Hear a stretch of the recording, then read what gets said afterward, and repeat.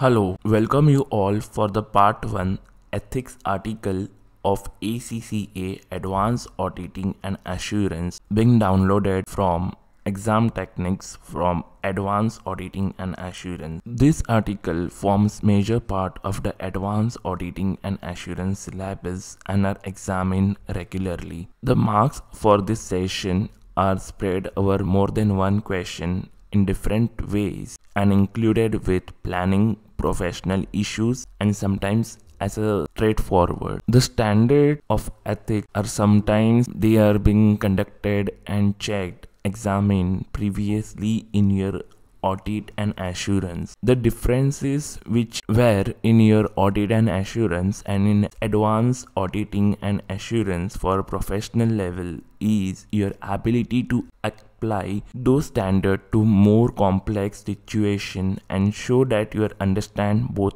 threats and safeguards. Understanding these exam techniques will fetch the students to gain more marks. As you all know that a rote learn and additional information doesn't fetch much marks than the techniques. This article will understand and maximize marks of the areas marked in the questions asked by the examiner. The situation you will be apprising at this level will usually involve an assessment of those principles within the scenarios given in the question. In addition, you may be expected to identify situations where the auditor is at risk of assuming a management responsibility with respect providing additional services to audit clients or appreciate the difference between the listed or public interest companies and those of the non-listed clients. In respect to objectivity and independence, the general conceptual framework in the code is as follows. First, identify the traits of independence. Second, evaluate the significance of the trait identified, and then apply safeguards when necessary to eliminate the trait to an acceptable level. When the professional accountant determines that the appropriate safeguards are not available or cannot be applied to eliminate the traits or reduce them to an acceptable level, the professional accountant shall eliminate the circumstances and relationships relating to the traits or decline or terminate the audit engagement. In here, we have to identify the ethical trait, understand how it arises and what are the implications of the trait. Then you also have to relate the guidance to the specific scenario to determine the safeguards or course of actions required.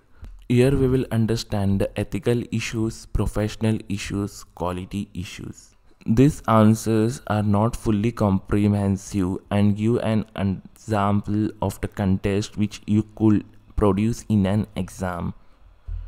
There are further points in each case that could be developed and additional outcomes available within the ethical codes. However, they do not represent a well-developed answer a candidate could use to attain a full good marks. Alright, for the articles of the AAA Advanced Auditing and Assurance for the ACCA Risk Ethics.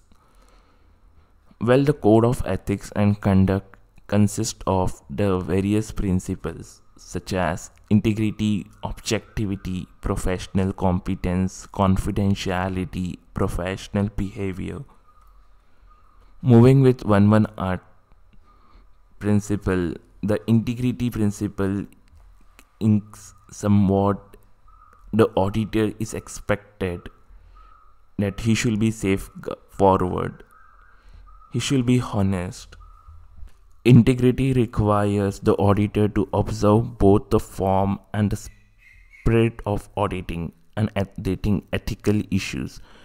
Integrity also requires the auditor to observe the principles of independence, objectivity, maintain in respect standards of the professional conduct, make a decision with public interest. Integrity is the quality of having strong ethical principles that are followed at all times. Honesty and trust are central to integrity as a consistency. Moving with second principle of code of ethics and conduct, objectivity. The objectivity is an unbiased mental attitude that allows the internal auditors to perform engagement in such a manner that they believe that their work product no quality is compromised. Objectivity requires that the internal auditors do not subordinate their judgment on audit matters to others. An auditor is expected that he shall not be biased. There shall be no conflict of interest and there shall no be undue influence. Moving with the third principle of the code of ethics and conduct, professional competence. The aim of the proposed standard is to require the professional accountant to require the specific capabilities, that is the professional knowledge, professional skills, professional values, ethics, attitude. They need to carry out their work in accordance with the competent audit professionals. So having the auditor with acquired necessary knowledge, skills, competency, understanding of the legislation being applied for the client, following a diligency in the work, complying with the standards are some of the professional competencies. Moving further with the principle of the code of ethics, confidentiality. Confidentiality is the secrecy that the auditor has to maintain of the client's record while auditing. The auditor gains a huge information from the client during this course of audit. The auditor is expected to maintain the confidentiality. There shall be no disclosures. However, in certain cases, the confidentiality is overruled. In the case when the information is asked by the regulators or in the public interest seeking the legal advice, the auditor in his course of audit is required to properly document the work he has performed in respect to the client work. He should not disclose it. In other circumstances, if he is required, he has to obtain a necessary appropriate permission from the client before disclosure. If he doesn't do, it will be a breach of audit duty. This will affect the quality of the audit during the course of audit. However, as stated above, in certain cases, the exceptions rules applies. Moving with the professional behavior principle of the code of ethics. The principle of the professional behavior imposes an obligation on professional accountants to comply with the relevant laws, rules, regulations, and avoid any action that may discredit to the profession. Professional behavior is the form of etiquette in the workplace that is linked primarily to the respectful and courteous conduct. Being courteous of how you treat co-workers and clients and ensuring a positive workplace attitude can help you to improve the productivity and effectiveness in the workplace. The auditor is expected to have the relevant laws, knowledge, rules, regulations. His conduct, his act, his behavior should not discredit the profession. He should have a proper advertising code when he advertises himself, such that it should not discredit the ACCA as well as the competitors. What are the threats to the auditor independence? In the auditing profession, there are 5 major threats that may compromise an auditor's independence. Before an audit engagement, it is crucial that the members of the audit team review 5 traits to independence. If an auditor is expressed to a certain trait, he or she should either develop other safeguards to reduce the trait to an acceptable level or resign from the audit engagement. What are the auditor's independence? Auditors are expected to provide an unbiased and unprofessional opinion on the work that they audit. An auditor who lacks the independence virtually renders that their accompanying auditor reports useless to those who rely on them. Sometimes it may happen that the auditor is having a good client relationship, or he's familiar with the client, or he is related to the client. In such cases, the auditor keeps a close personal relationship with the management of the company. Then in such cases, it will not be possible to know whether the audit is being conducted properly, fairly, as it will be how much you will trust that the audited work is a fair representation of the company's financial standing. Even it will be like how you can be certain of the auditors and the management did not collude to the issues in a favorable audit report, because the auditor is expected to give a true and fair opinion. However, such risk creates that the auditor gives a good opinion. This affects the reliance of the end users who are relying on the auditor's opinion, because this is the that the lack of independence compromises the integrity of the financial market and the reliability of information.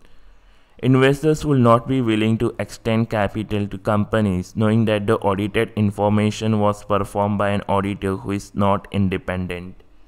Furthermore, banks will not be willing to issue a loan with the fear that the auditor might provide a biased audit report, because it is happening that the end users, like the stakeholders, invest based on the audited report, and their investment decisions will affect. It is also that the banks giving the loan, before they are giving sanctioning, they requires the audited financial statement to understand the feasibility of the recovery. And if such reports are manipulated, then it will affect the reliance, and it will be a professional breach as well. Traits to auditor independence. The following are the traits that can potentially compromise the independence of auditor, such as advocacy trait, self-interest trait, self-review trait, familiarity trait, management trait, intimidation trait. Self-interest trait. A self-interest trait exists if the auditor holds a direct or indirect financial interest in the company or depends on the client for a major fee that is outstanding. So there is a dependency of auditor on fees from a client. This creates a self-interest trait, because the auditor will perform their work and in requirement of getting more fees from the client with the audit. This creates a self-interest trait. Example of this trait, self-interest, is that the auditor is performing the audit work and the auditor is not receiving the audit fees from the client in audit.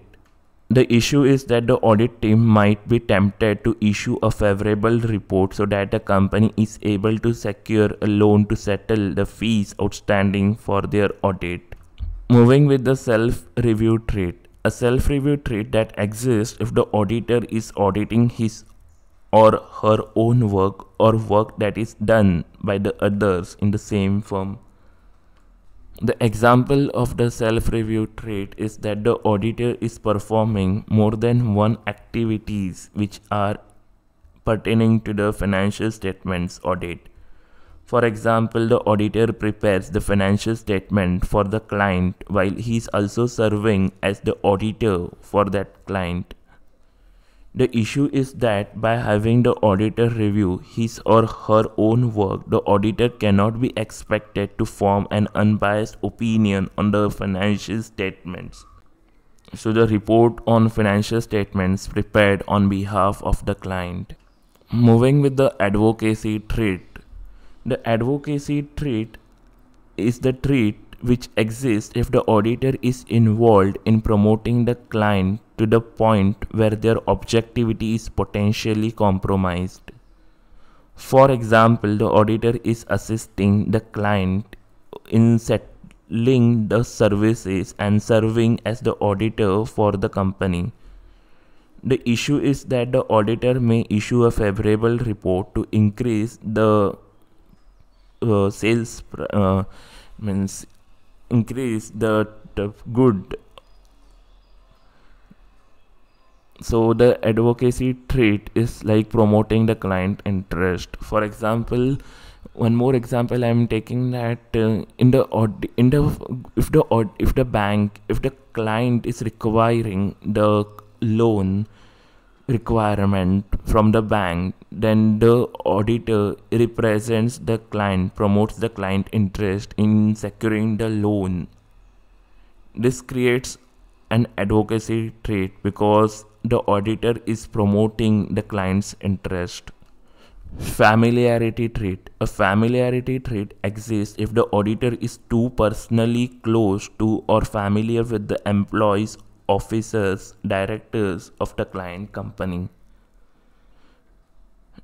For example, a client has been audited by the same auditor for over 10 years and the auditor regularly plays a game or meets the client or the management of the company, that is the client. The issue is that the auditor may have become too familiar with the client and thus lack objectivity in their work. That is, he is familiarized with the client. Management risk is that the auditor assumes or performs the role of the management. Like the management is involved in setting or drafting the internal controls. Ideally, the auditor is expected to review those controls. However, in the management trait, the auditor assumes that he is looking for the setting, drafting those controls. That is, he is performing the management roles and responsibilities. The issue is that the auditor will affect in making decisions, advice, because the auditor is only doing the management work. Then if the same auditor is expected to review those controls being framed by that same auditor, it will affect and it will give a trait of the management. So there should be a segregation. The management responsibility should only be carried out by the management, as the auditor's responsibility should only be for the audit or other non-audit services later explained. Intimidation trait is that trait that exists if the auditor is intimidated by the management or directed to point that they are deterred from acting objectively. Example, the client is unhappy with the conclusion of the audit report and threatens to switch the auditor next year. The client is the biggest client of the auditor. So this affect because the auditor is being intimidated by the client, and this threats of the auditor's removal. So this is an intimidation trait. Moving with the safeguards. The safeguards will either eliminate the trait, for example, by eliminating the circumstances such as removal of an individual from the engagement team or disposing of a financial interest in the audited entity. Safeguards are the actions or other measures that eliminate the traits or reduce it to an acceptable level. So now we are moving with the safeguards. The code currently described but does not define what is meant by the safeguards. So there should be like identify the traits to compliance with the fundamental principles, evaluate the significance of the trait identified, reports to trait, eliminate the circumstances or relationship creating the trait, identify effective safeguards to reduce the trait to an acceptable level where possible, apply safeguards, reassess the level of trait and effectiveness of safeguards applied. When traits cannot be avoided or reduced to an acceptable level, either because of the trait is too significant because of appropriate safeguards are not available or cannot be applied, then the conceptual framework requires the professional accountant to eliminate the circumstances or relationship creating the traits or audit engagement, decline the or terminate with the audit engagement. So identify the traits, assess what are the different traits, apply the safeguards, eliminate by declining the client relationship, the client office, audit office, or reduce by secondment. For evaluating the significance, consider the materiality of the manner, seniority of the people involved in the audit procedure. These safeguards are to be applied by the members. Identify the traits to compliance, comply with the fundamental principles so that they are not compromised. Compliance with the professional legislation, rules, regulations such as international standards on audit, continuous professional development, comply with the corporate governance if it is a listed company, because corporate governance is applied for all the companies for a good governance. Assurance engagement, systems and procedure, comply with the code of conduct, compliance or review of the internal controls, having the effective leadership, then link with that ACCA code of conducts and so on, keeping up to date, having a good awareness of the company's clients, procedures, practices, cultures. Confidentiality is required. No information shall be disclosed with the outsiders. Auditor is expected to obtain a required client permission before disclosure. Auditor gains a huge information sufficiently from the audit during the course of the audit of the client. However, exceptions such as requirement of the law or the client consent.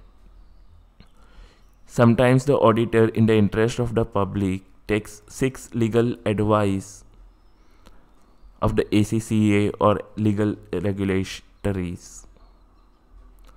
Disclosure is permitted if it is in the public interest. Legal proceedings, that is in the interest of the members. Illegal acts, fraudulent practices. Conflict of interest, if the auditor acts for both client as well as the competitor's client, the auditor is expected, first of all, auditor can take the client as well as the competitor of the client's assignment.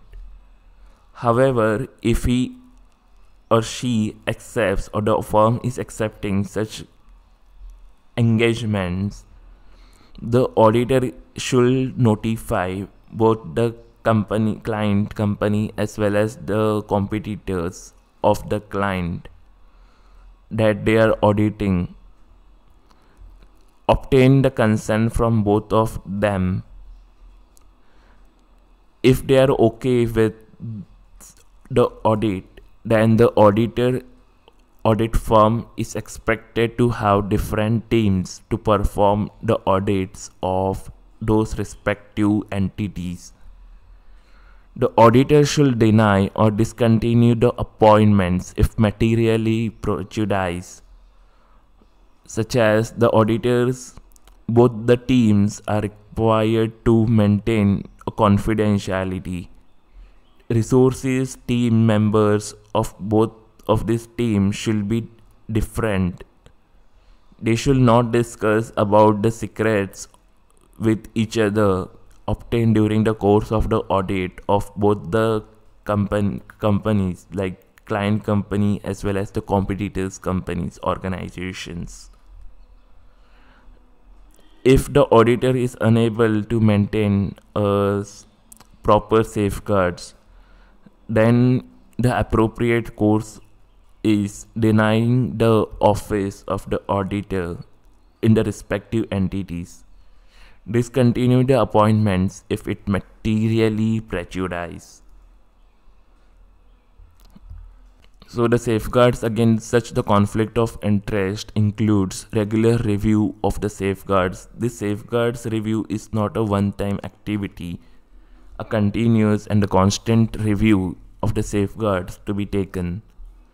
There should be different partners, teams, resources, and there should be secrecy of information, so that the information obtained, which is confidentiality between the auditor, is expected, should not be disclosed to their competitors, else it will create a huge imbalances in the performance and it will be an issue. Professional responsibilities and liabilities. The director is expected to comply with the laws, rules, regulation, maintaining a prevention and detection of the errors and frauds. The auditor is expected to give a reasonable assurance. Auditor is a watchdog and not a bloodhound. Auditor is expected to obtain necessary, required, sufficient, appropriate audit evidence. No issues which are non-compliance, the auditor should discuss with the client team later if they and suggest them what should be the correct approach through their recommendations.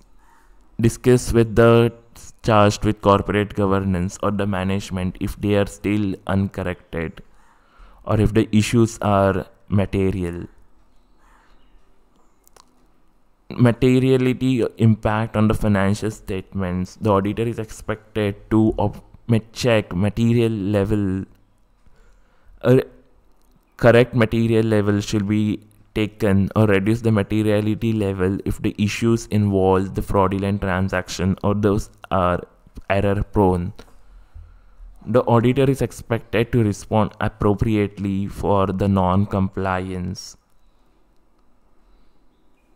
This is the second article of the risk which I already covered. Alright, we are taking with the example being asked by in the examining report of the technical article. The audit committee of Mumbai company has asked the partner to consider whether it would be possible for the audit team to perform a review of the company internal control systems. A number of recent incidents have raised concerns among the management team that controls have deteriorated and that this is increased the risk of fraud as well as ineffective commercial practices. The auditor reports for the audit of the financial statements of Mumbai company for the year ended 31st March 2016 was signed a few weeks ago. Mumbai is a listed company.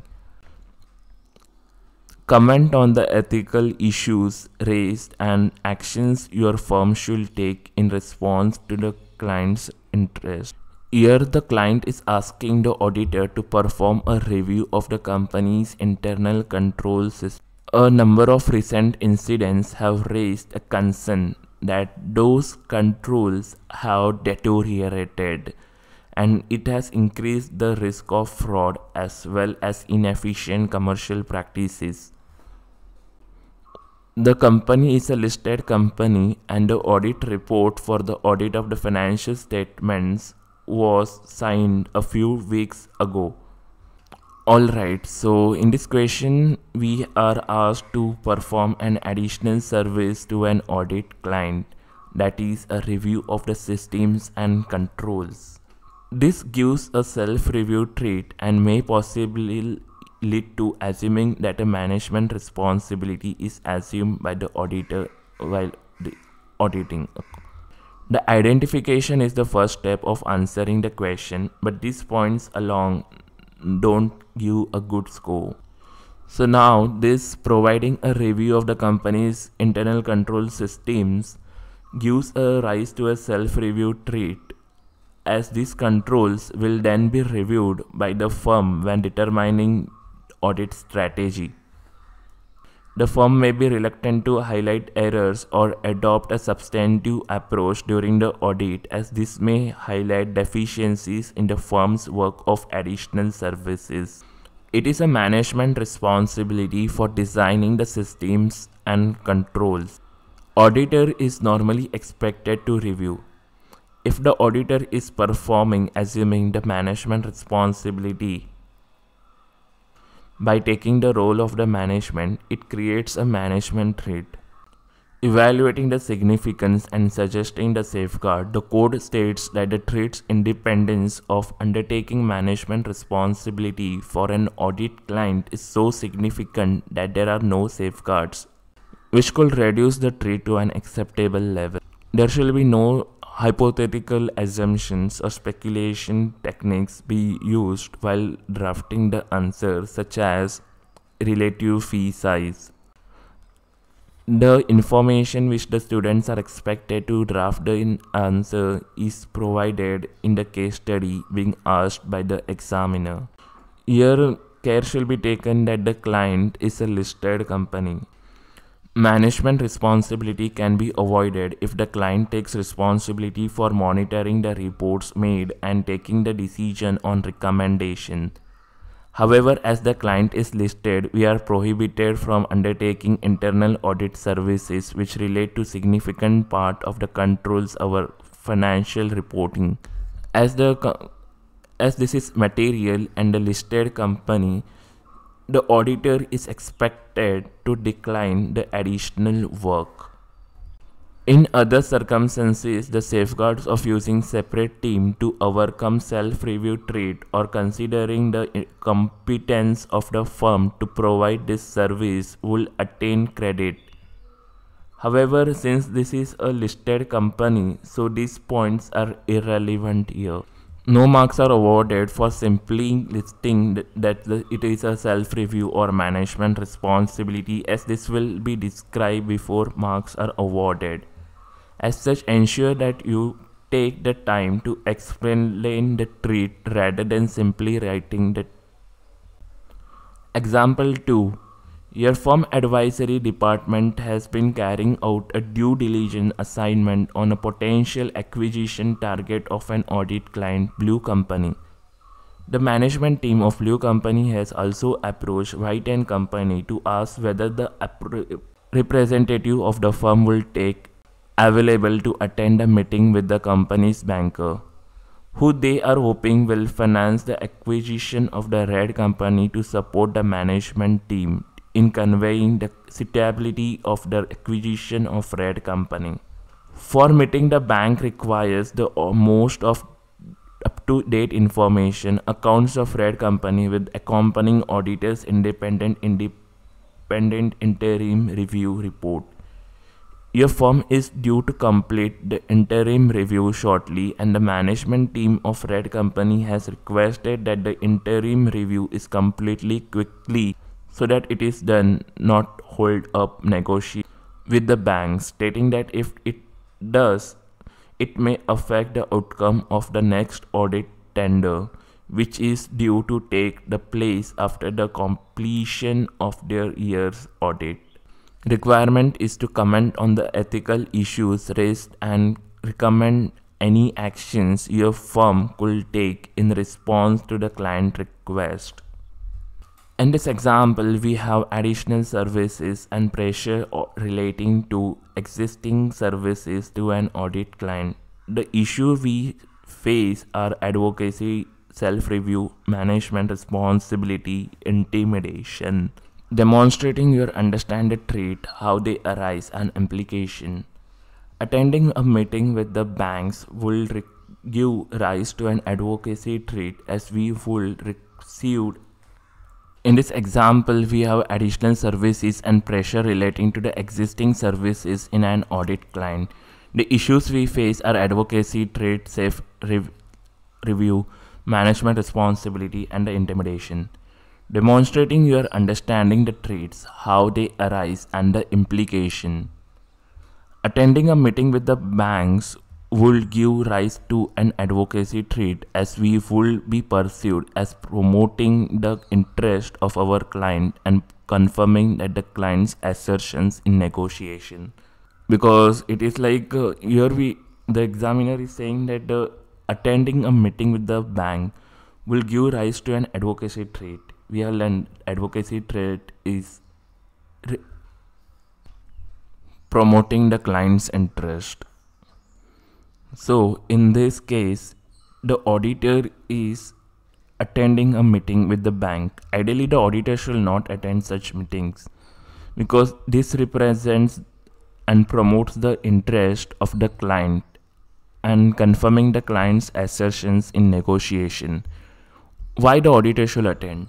The auditor is not expected. He is only expected to perform his audit procedure. Obtaining a loan is not coming under the roles and responsibilities of the auditor. So in this case, this attending this meeting is not appropriate, and this will create a trait. There is also the risk arise that the legal proximity exposing the firm to potential litigation. Attending such meeting will also be assumed that the auditor is performing the management role, as these are the decisions which will be taken by the management and not by the auditor. Self-review trait, because the auditor reports on the financial statements prepared on behalf of the client. That since is also because this loan, if it is being sanctioned, it becomes your liability in the statement of financial position, that is the balance sheet. Auditor is responsible to audit the balance sheet, that is your financial position, financial statements. So since this forms part of the component of the financial statement of financial position, the auditor cannot review, and if he will not be that much objective because he has taken the role of the management in obtaining the loan, and therefore it will create a trait to objectivity, independence. And thus self-review trait may have arise in the later audit, the financials and the acquisition in the financial statements of the group, as we may be reluctant to highlight errors or less skeptical about the values in the subsidiary as we have provided the due diligence. Further, the intimidation trait arises.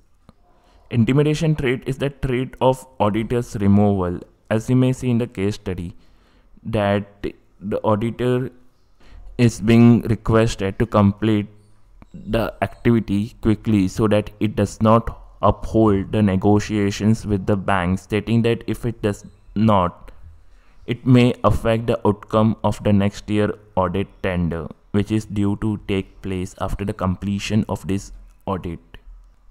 So this is an intimidation trait exists, and the client has threatened that if the interim report is delayed, it would affect the outcome of the tender for audit in the future, and that there is a risk that the quality is reduced in order to meet the client's demands. Because the auditor is expected to perform his work fast. The auditor cannot perform his work fast because it may sometimes happen that the auditor in quickness, he omits or he escapes in getting more evidence or sufficiently appropriate audit evidence, and this will compromise the quality of the work. So this is an threat.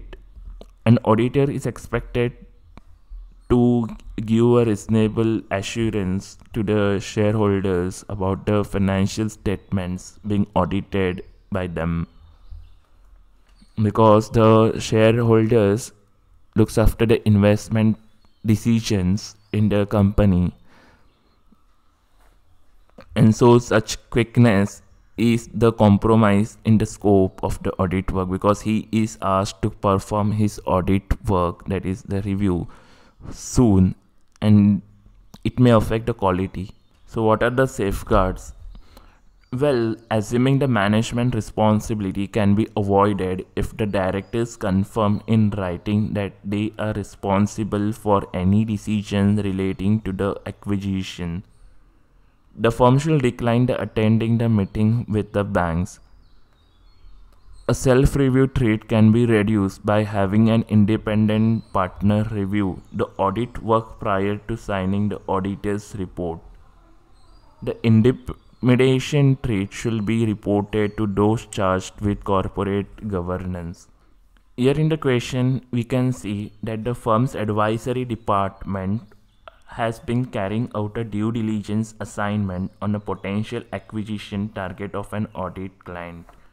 So here a separate team for the due diligence and audit assignment was not suggested, as the scenario has already told us that the different department had been carrying out the due diligence work. So the examiner has given the two examples aim to cover a range of issues and illustrate how candidates can attract strong marks when answering such requirement in the questions asked by the examiner. As with most areas of the advanced auditing and assurance exam, it is application of knowledge to the scenario rather than knowledge itself that will attract marks.